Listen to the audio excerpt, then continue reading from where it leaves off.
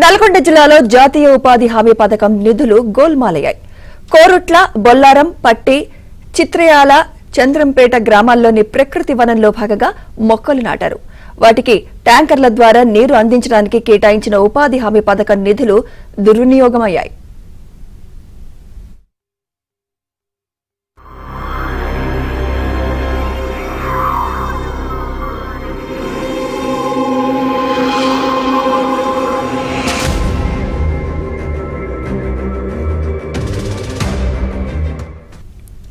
గ్రామ పంచాయతీ ఖాతాలో జమ కావాల్సిన నిధులను నేరుగా ఎమ్మెల్యే అనుచరుడు హరికృష్ణకు చెందిన కిన్నెర ట్రేడర్స్ ఖాతాలో జమ చేయించుకున్నారు.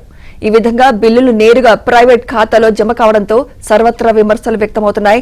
కిన్నెర ట్రేడర్స్ ఖాతాలో అక్రమంగా జమ అయిన నగదును రికవరీ చేసి గ్రామ పంచాయతీ అకౌంట్లో వేయాలని, అలాగే ఎమ్మెల్యేకు సహకరించిన అధికారులపై చర్యలకు ప్రజలు డిమాండ్ చేస్తున్నారు.